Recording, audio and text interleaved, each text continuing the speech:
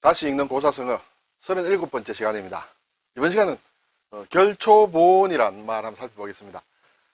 잘 아니까 사실 새삼 설명드릴 것은 없습니다만 한번 복습한다 생각하시고 다시 읽는다 생각하시고 한번 생각해보면 어떨까요? 네, 결초보은, 그렇죠? 결초보은, 결혼 맺는다는 뜻이에요. 그렇죠? 결합한다 할 때, 네, 결속한다, 결혼한다. 네, 초는 풀초예요. 네. 보는 갚는다 하는 뜻이에요. 보복한다, 또 알린다는 뜻도 있어요. 신문을 얘기할 때 뭐 조선일보, 보고, 알린다는 뜻도 있고 갚는다는 뜻도 있습니다. 은은 은혜예요. 그렇죠? 그러면 결초해서 풀을 맺어서, 풀을 묶어서 은혜를 갚는다, 그런 뜻이죠. 뭐 유명한 이 얘기는 다 아시리라 생각이 됩니다. 우선 글자를 한번 볼까요? 결혼 맺는다, 맺음으로 실사자가 들어갔다, 실사변. 네. 그리고 막 길은 발음 요소일 수도 있고 또 여러 가지 있습니다만 여기서는 깊이 설명드리지 않겠습니다. 초는 풀초입니다. 풀이므로 초두머리가 들어갔죠. 네. 여기에는 아침 조자인데 일을 조라고 봐야 되겠죠. 그때 발음 요소도 들어갔고 이 조자도 해석은 여러 가지 많이 합니다만 여기서는 이 발음 요소다 생각하시고 자, 보는 좀 복잡합니다. 그렇죠? 갚는다. 이것이 다행하다는 행자예요. 행복하다, 다행하다. 네. 이것은 모양이 이렇게 돼 있습니다. 이렇게 돼 있죠. 이것은 사람인으로 봅니다. 사람인으로 보고 여기에 또 우자가 있습니다. 손이 있습니다. 사람을 뒤에서 손으로 이렇게 민다는 그런 뜻이에요. 네. 그래서 뭘 갚을 때, 우리가 원수를 갚을 때 또는 뭔가 보복을 할 때 이렇게 뒤에서 탁 불의에 밀지 않습니까? 근데 어떤 경우에 미느냐? 이 행자인 경우에 민다 이거죠. 행이라는 것은 자, 우리가 침을 뜻하는 이거 매울 신이 있습니다. 그렇죠? 이것은 바늘, 침, 칼 이런 걸 뜻합니다. 근데 여기에 획이 하나만 더 있으면 행복할 행, 다행행이 됩니다. 글자의 유래는 완전히 다릅니다. 이 행자는 두 손에 차는 수갑을 얘기합니다. 수갑.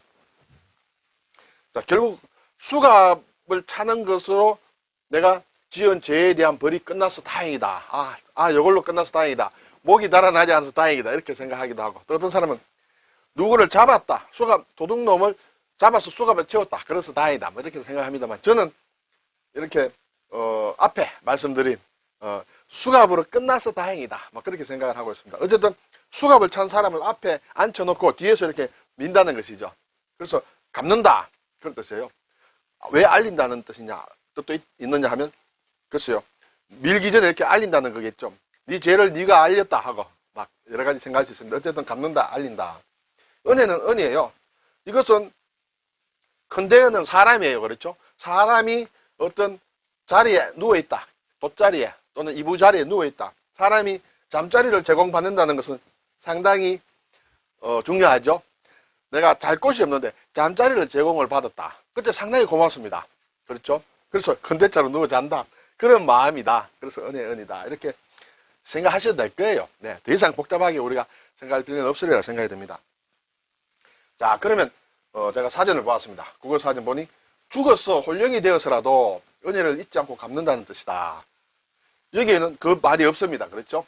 이 글자에는 이 설명이 전혀 해당이 안 됩니다. 이제 뒤에 좀 나옵니다.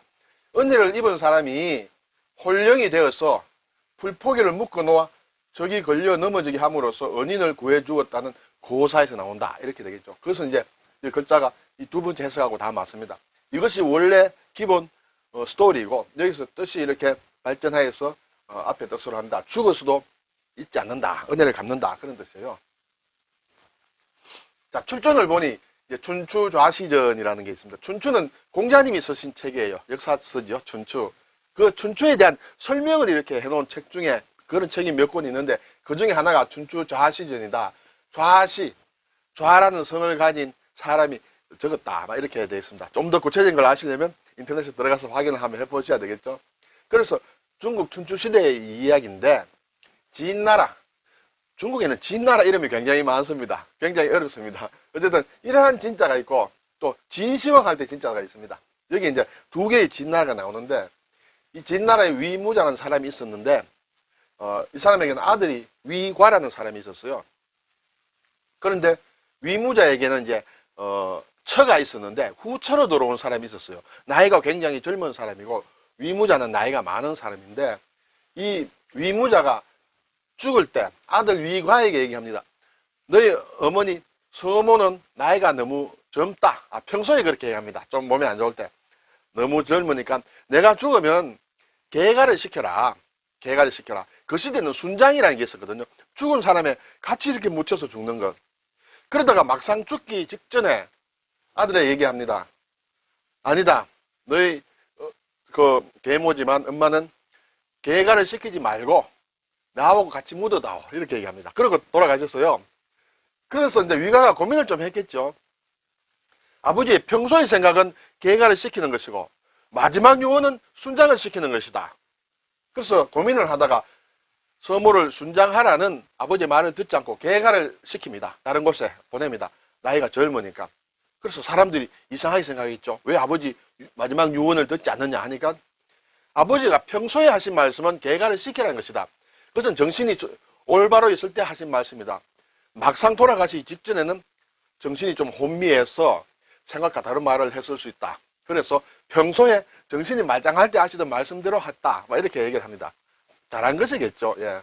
자, 그래서 이제 했는데 나중에 이제 위가도 이제 훌륭한 장수인데 위가와 이 진나라의 두회라는 사람이 있었는데 두회와 이제 싸움을 합니다. 이 두회라는 사람이 상당히 이렇게 무공이 뛰어난 사람이 모양입니다. 그래서 위가가 아주 위토롭게 되었을 때 그 개가를 시킨 서모의 아버지가 돌아가셨는데 그 망혼, 죽은 혼이 나와서 이 적군의 앞길에 풀을 다 일일이 다 매는 거예요.